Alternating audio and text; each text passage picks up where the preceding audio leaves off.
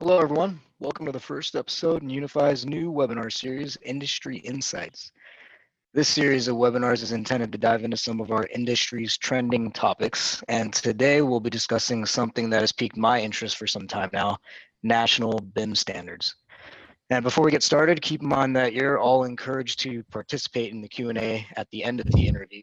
So if you come up with questions that you'd like us to elaborate on, please use Zoom's Q&A feature as the questions come to you. And don't worry if we don't get a chance to answer your question live. We'll have a follow-up post which will answer all of the questions that we didn't get a chance to answer during the interview.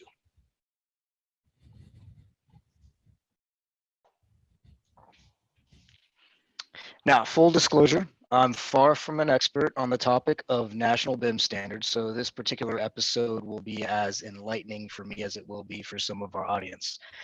And here's a little bit of context for our listeners who haven't been following the topic of National BIM Standards.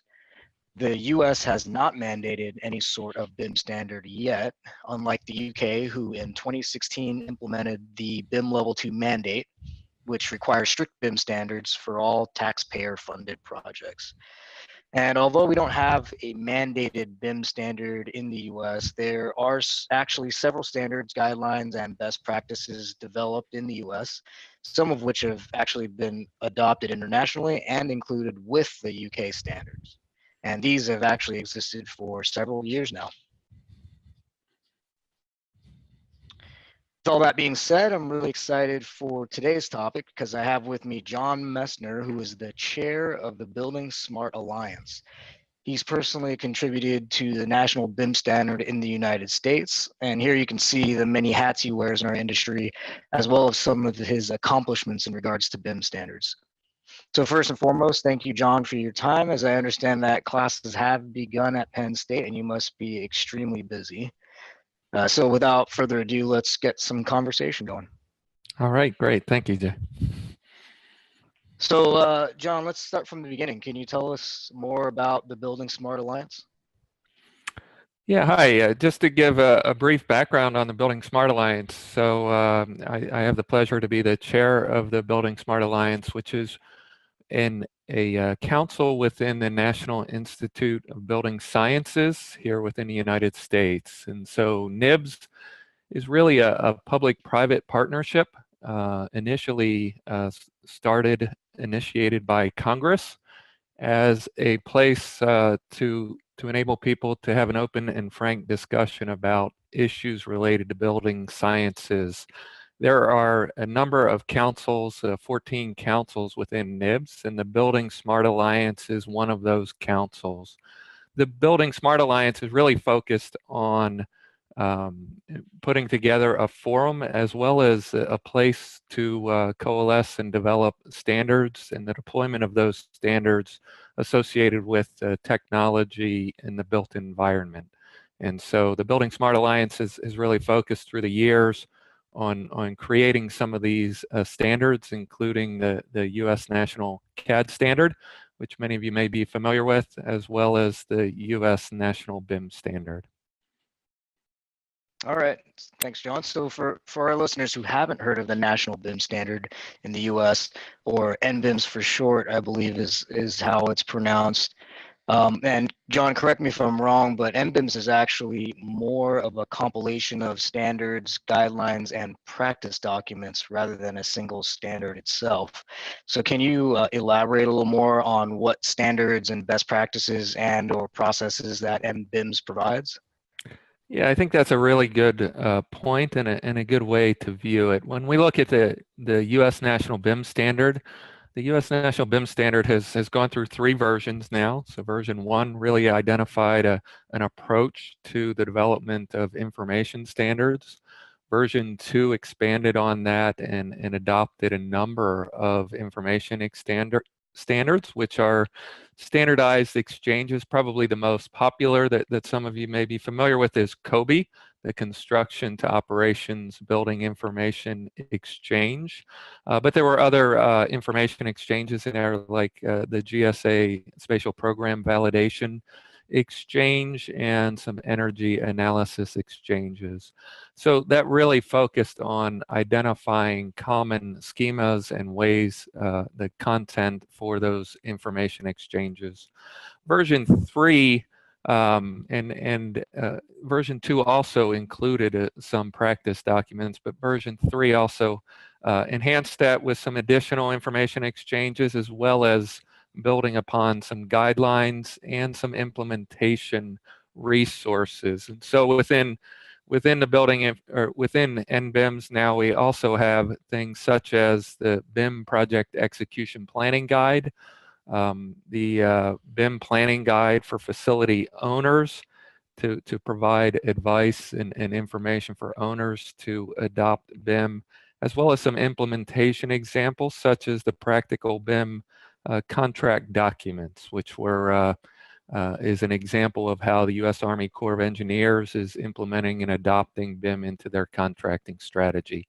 So it is a compilation of a number of different types of content, anything from defined information exchanges to guidelines to implementation documents.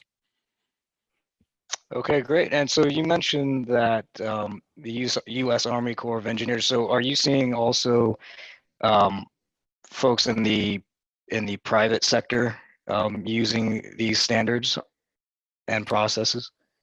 Yeah, I think, and when we think of the National BIM Standard, if we think of that as you know, a compilation of different standards and guidelines, I think we see a lot of people both in the public sector and in the private sector within the U.S. that have been adopting pieces and parts of the different standards. In particular, certainly COBE has become a more popular information exchange schema for data into the operations phase. We've also seen a lot of broad adoption of requirements, as well as good examples of people putting together solid BIM execution plans at the beginning of their projects, and really leveraging that content to be able to plan out their work.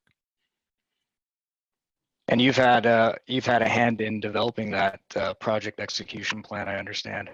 Yeah, I certainly have. I have some history with, and I think it's up on your slide here, the BIM Project Execution Planning Guide and the Owner's Guide were led out of our research team. So I had an opportunity to lead that with some generous support from quite a few sponsors, but the Charles Pankow Foundation and CII really put some resources into the development of those documents. Well, that's great. I mean, personally, I've been at firms where we develop our own project execution plans from scratch, and I would love to take a look at what you've worked on. And again, I haven't actually seen it, but that sounds like a great starting point for any of our listeners who do not have a project execution plan. At least it will give them a jumping off point to create their own. Yeah. So, so from what I understand about standards organizations like, say, ISO, and for those that aren't aware, ISO is the International Organization for Standardization. So they, from what I understand, they hold more or less closed door meetings, for lack of a better term. Their process includes technical experts who are nominated into a committee, and then that committee then has internal voting processes to form these standards, and then eventually they would publish the standard out to the relevant industry. So is the formation of standards at the BSA similar to ISO in terms of committees and internal voting? Well, I'm sure there are many differences with ISO in particular as a standards organization, but you know, at the BuildingSMART Alliance, within both the U.S. National CAD standard and the National BIM standard, I mean, we've been very focused on making sure that we have a very open process to the development of the standards, and that we have a broad representation from the industry, from different sectors and markets, to be able to provide input into the development of the standards. But we do have a well-defined process for both of those standards, which is documented in a clear rules of governance that allows people to submit content for consideration into the standards, and then there is a review process. There are a number of committees and work groups within the BuildingSMART Alliance that can review that content. For example, in NBIM's version 3, as it was being developed, we had a technical subcommittee and a practice subcommittee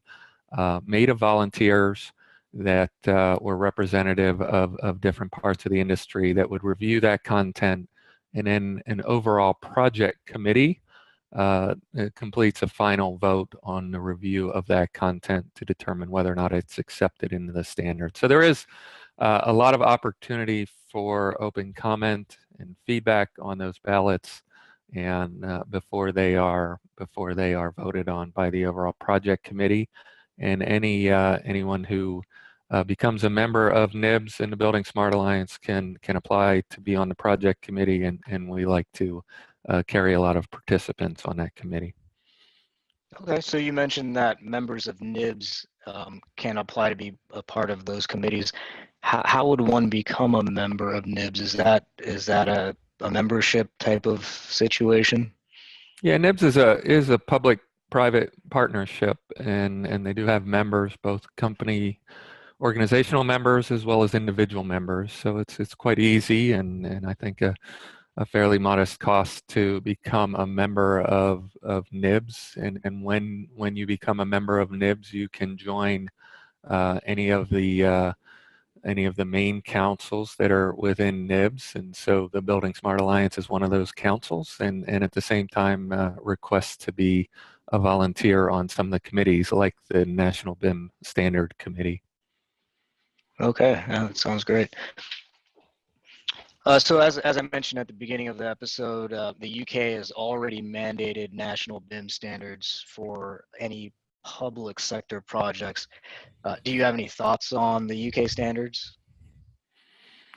Well, I have a lot of colleagues and friends who have helped work on those standards, and as well as some of the other resources that are being put in place in the UK market as well as elsewhere. I mean, I think I think the implementation of BIM and the mandated implementation of BIM on public projects within the UK is very interesting, because it went in, and in one short time period instituted a series of requirements for all of the larger and even down to somewhat smaller public projects that are going on. I think that has really accelerated some of the adoption and interest in BIM in the UK market, and there are some positive aspects of that. I do believe, though, as well, here in the United States, I think we have a very different structure. And so while there is no federal mandate on every federally funded project, there is certainly broad requirements amongst many of the public agencies for mandating or requiring and BIM implementation on their projects. And so I think if you look at the overall dollar value of work that has those requirements on, it's larger than the UK market. But the UK has, I think, done an interesting job of centralizing and coordinating that BIM adoption on their projects. Right, and I've been following several of the kind of higher level BIM professionals over in the UK, and I see a lot of sort of questions that maybe there are things that aren't clear. And earlier in your answer, you mentioned a short time period to implement those BIM standards, and I'm wondering if you feel that the rollout could have been a little bit smoother in terms of the mandate. Yeah, whenever you go into a drastic change, there's going to be a shock to the system. I think one of the challenges in the UK is to change an industry takes a lot of effort.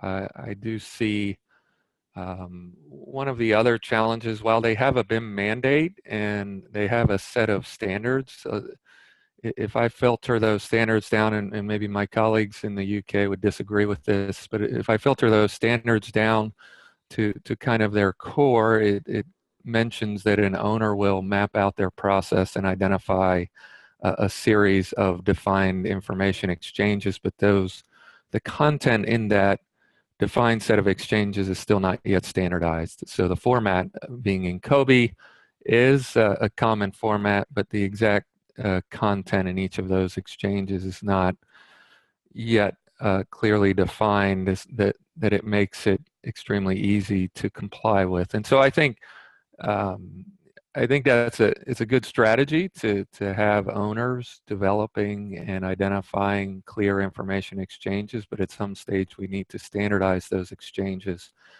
across owners, across facility types, and get to a common set of exchanges that'll meet the needs of a vast majority of the participants, and then maybe have some additional content added or removed from those standardized exchanges. And that work still remains to be done in actually defining clear content that can be delivered efficiently by project teams, either in the UK or here in the US.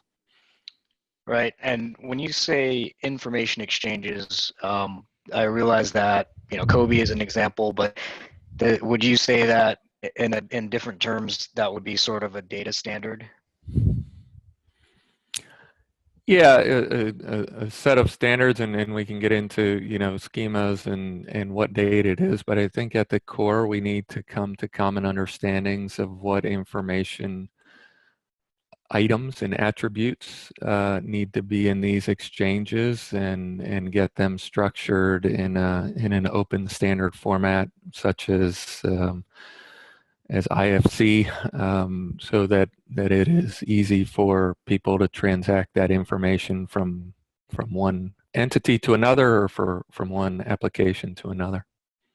Right. So how does NBIMS actually compare to UK standards such as PAS 1192? Yeah, so I think the UK standards have created a series of standards that have really focused on defining the process for leveraging BIM in design and construction and into operations. I think when we look at NBIMS, we have a lot of good content in NBIMS. We have some standardized information exchanges, and we have BIM planning guide and guidelines for owners and other organizations. I think if we look at the U.S. National BIM Standard, we still have a little bit of work, admittedly, and this is in some of the future work that I'd love to talk about as well. Looking at how we coalesce that in order to provide advice from day one on how entities can leverage the standard in their procurement processes, through to implementation in design, construction, and through to operations. So I think there are some similarities between content areas within the UK standards and the US standards, but they have come up through a different approach and a different process. But I think if you filter a lot of the things down, it still filters down to some common goals and some common themes of designing the process by which you want to deliver the facility, identifying information exchanges, and putting a process in place to ensure that you can get that information. So in your opinion, do you think government mandate should or shouldn't happen here in the US? If you asked me that question a while ago, I probably would have said I would be for a government mandate that at least enforces a minimum amount of BIM on any publicly funded project. And frankly, as a citizen and taxpayer, I still feel that it's important that we leverage BIM on any projects of any size that are using public funds. I do see, though, that right now we are at a stage where a lot of our public agencies have started to adopt BIM and adopt BIM requirements. I think our bigger challenge right now is in coalescing those requirements, and how do we identify and keep consistency across some of the different public agencies, as well as make some of that consistency and adoption easier for some of the entities such as state and local governments who may not have started to require BIM on their projects. And so I think that's really a core focus of what we want to do in the next steps and rounds of the development of the National BIM Standard is to make a more cohesive standard that is very straightforward, that can be easily adopted and can provide consistency across different public as well as private entities who wish to adopt BIM on their projects. So when you say consistency, again, I like to always look at a data standard as a solution. And I don't know if, again, I don't have a ton of experience in the standards realm, so I don't know if my opinion has as much credence as yours. But I always tend to think that a data standard is what's missing. And we do have certain data standards such as COBE and IFC, but throughout the design phases of a project, I feel that there's a lack of consistency, as you mentioned, throughout the design phases. So certain firms can't necessarily talk to one another using data. So it does require, like you said, an information exchange of some sort, such as IFC, which is an open standard. Yeah, I think, and I think there are two things there. I mean, one is, what is the data schema like IFC, so that it comes in a consistent structure. But I think some of our challenge that still remains to be completed is coming up with the very consistent information elements. So what are the objects? What are the attributes that we're going to carry within that structure? So I think IFC is a good example of an open information exchange schema that gives us an avenue, certainly not perfect, but it certainly can carry much of the data that we need, and it's extensible, so we can leverage that to our benefit. But what I think is the bigger challenge is to get people to define what are the attributes. I mean, we've struggled with this for many years. I've been involved in research in this area for quite a while, and I recall, over 20 years ago, having discussions about people talking about exchanges for a door and what information needs to be stored for a door, and I still hear that as an example. And so it really depends on what the use case is, and defining a consistent list of attributes that we need for use cases. And there are some that are better defined than others. For example, energy information exchanges. Although, even though we have some of those, we have multiple of them. So that causes some challenge when we have multiple standards to do that. So I think that I would agree with you, Jay, that what we do need very clear, very well accepted standards for common information exchanges that need to take place. Agreed, yes. So based on what I've read on nationalbimstandard.org, I see that the current version of NBIMS is version 3, as you also mentioned, and it was released back in 2015. So I was wondering, is there a timeline for updating NBIMS, and what's on the roadmap? What is the approach that the BSA leadership wants to take going forward? Yeah, so NBIMS version 3 was released several years ago now. After we released NBIMS version 3, we did a survey of industry members and tried to get some feedback regarding their experience with NBIMS and what they would like to see happen in the next version of NBIMS.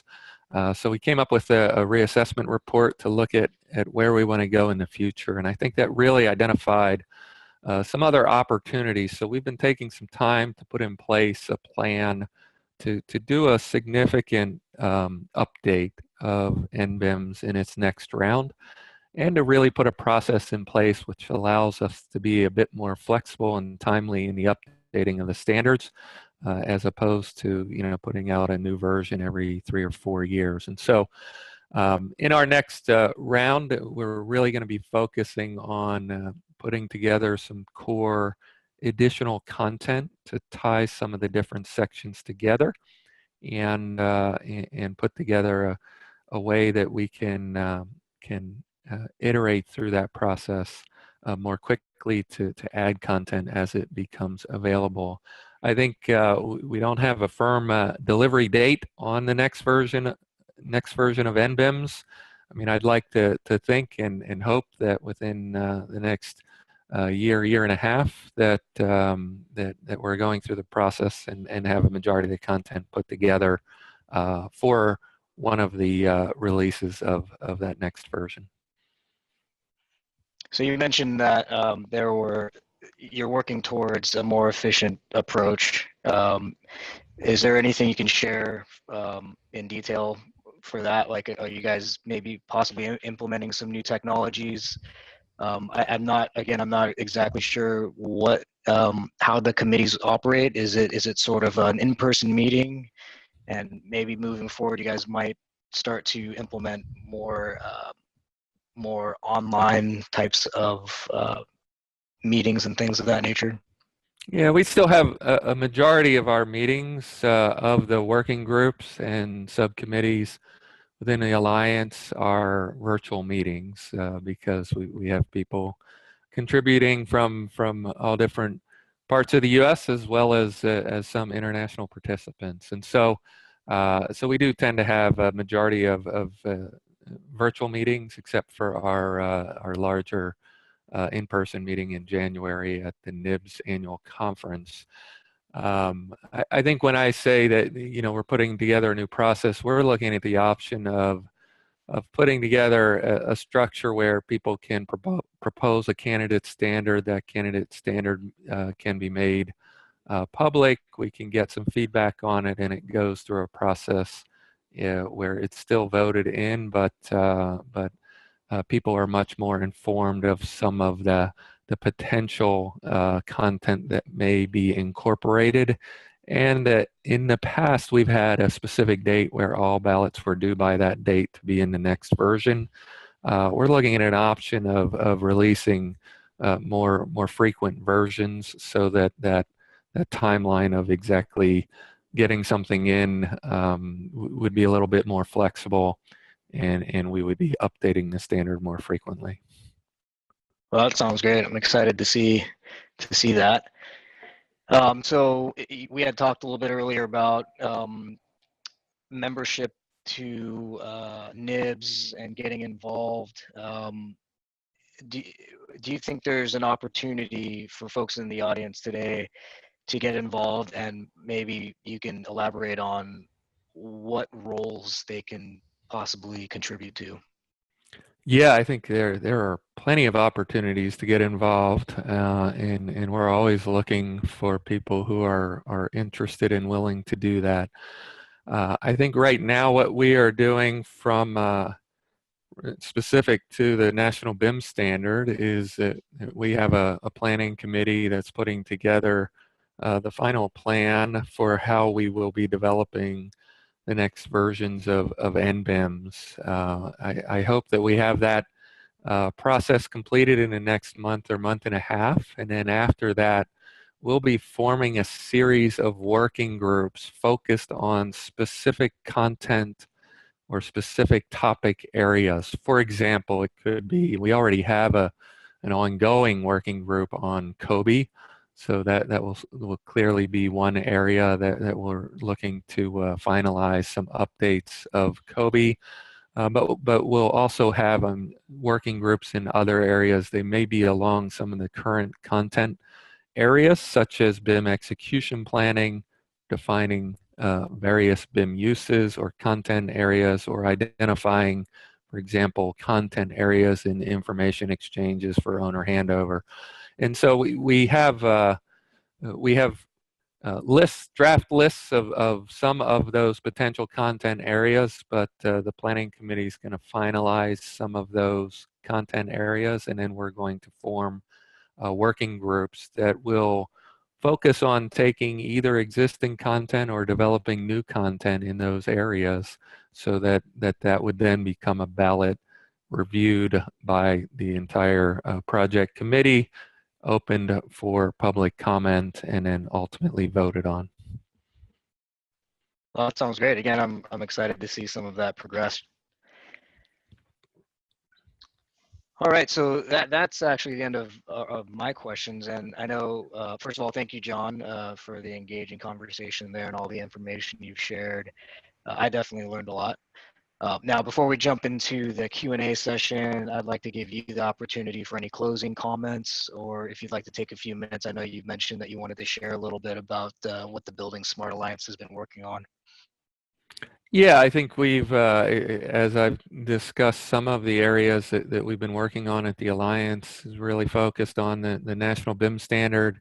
We're doing a minor update right now as well to the U.S. National CAD Standard, and have been involved in the release of the National BIM Guide for Owners. Some of you may not be quite as familiar with that, but that really outlines some recommendations on some minimum standards that people can put in place to implement them on their projects. But I just encourage everyone who has an interest in getting involved to join the Alliance and join NIBS and become at least right now part of the project committee.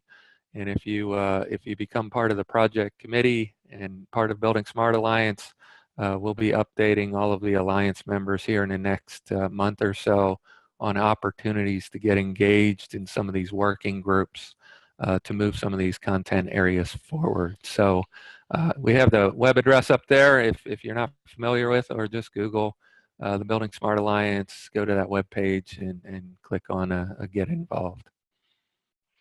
And just so all the viewers are aware, there is an underscore there after the BSA and the URL. It looks that the formatting might hide that underscore. So just be aware of that if you're trying to navigate to the site. And then John, I noticed that you wanted to share your email address. Do you have anything in particular? Just any viewers can reach out to you for any questions? No, just feel free to reach out to me if you have any questions, either on getting involved or any of the other products that we have developed here within our research team. Okay, great. You might be hearing from me, actually. All right, so again, thanks again, John. And now I'd like to hand over the floor to Laura McIntyre, who will handle our Q&A segment. Thank you so much, gentlemen, for that wonderful conversation. My name is Laura McIntyre. I'm Content Marketing Manager here at UNIFI Labs, and I'm going to be asking the questions that you're submitting. Just to reiterate what Jay said at the beginning of the presentation, if you'd like to ask a question, you can just go to the bottom of your screen. You'll see a little Q&A there, and I'll put them in the queue and ask them as they come. So let's get started.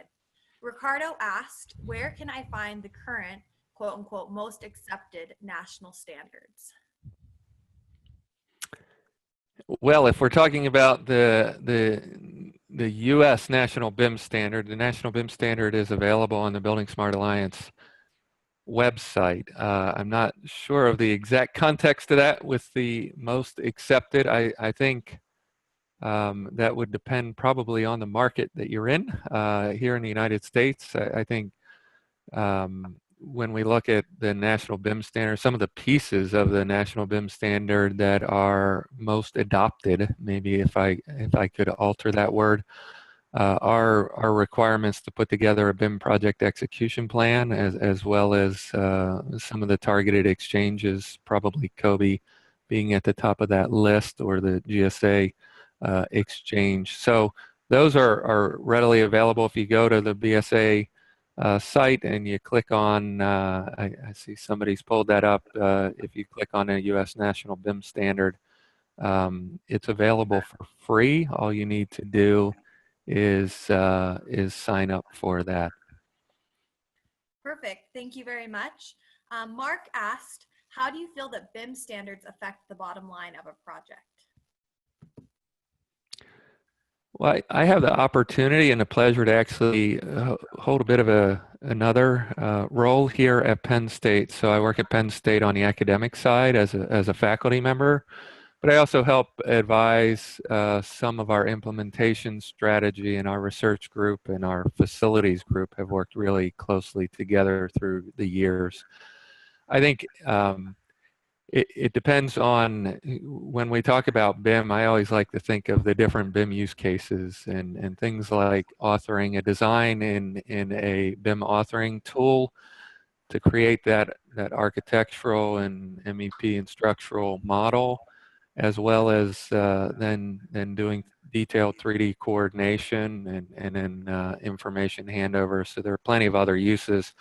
But I think we've seen in our facilities group that by implementing BIM on projects where the designer develops a model and the contractors do their 3D coordination in leveraging that model, that we've certainly seen a much more efficient construction process, fewer change orders, and an improvement in the overall ability for us to impact quality on those projects. So I think there are a lot of potential benefits to that on the project, and I think the teams who have transitioned to using BIM find efficiencies in that process, although there's certainly some investment required to make those transitions. Wonderful. Okay, thank you. Next question is from Sarah. Do you think there is an opportunity for standardized Revit families to support a national BIM standard? Yeah, we usually try to avoid diving into any particular vendor's product line, but absolutely, I think if there is a national BIM standard that clearly defines what needs to be in specific information exchanges, then the vendors can develop products, and content developers, for example, people that may that develop and distribute families or other content for creating models, can ensure that their content has all the right attributes and objects and in the right format and units and so forth. And so I think once we define and get those clear standards, and there are some of them, so I don't want to say there are none, but once we get those, then the vendors of the software products can go in and create consistency in their products. I mean, there's a reason that we have within a BuildingSMART Alliance, in addition to the public sector and private industry on the design, construction, and operations side, and some other key players in our initiative are some of the software vendors seeking to have consistency in that information transfer. So I think the key is to get a common set of attributes, and once you get those attributes, then they can be embedded into family or other content libraries.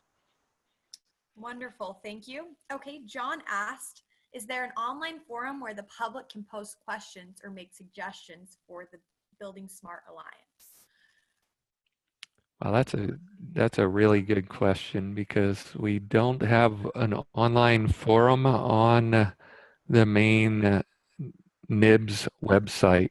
There are LinkedIn groups that have some of that, but what we've more frequently done is when we get our ballots, and historically looking specifically at the standards, there are forums that people can comment on content that's been submitted for consideration for the standards. But right now we don't have just a really general open content area for that, but something for me to think about. Perfect, thank you very much. Okay, and our next question is from Catherine. So industry foundation classes seem to be heavily adopted in the UK. Do you have an idea of the general opinion of IFC in the US, or do you have an opinion yourself? My personal opinion is that it's critical that we get information exchanges in an open format. And IFC is right now the most comprehensive open format to carry information about building projects. And so I personally strongly support IFC as an exchange format. I think we're seeing certainly I think it really depends on the project teams on how much they're adopting IFC on their projects. I know, for example, here in the U.S., you know, there are certainly some people that require IFC files. GSA's requirement has some content in there. I will tell you, for example, here at Penn State University on the facility side, we don't require it, but as soon as we get a model in a proprietary format, we convert it to IFC so that we have an archival copy of it. So I think I'm in full support of open information exchange formats, and IFC is certainly, I think, the best one that we have right now. So I do hope that we'll see, and once we get information exchanges defined in IFC, and the vendor products are already focusing on targeted IFC exports, that I do think we'll see additional leveraging of IFC. Wonderful. Thank you so much. So it looks like we got to all of our questions for now. We'll keep it open for about 20 more seconds to see if anyone wants to answer anything last minute. And let's just give the audience members one more chance. Just again to mention, in order to ask a question, just refer to the bottom of your screen. There's a Q&A and you'll be able to type it in there.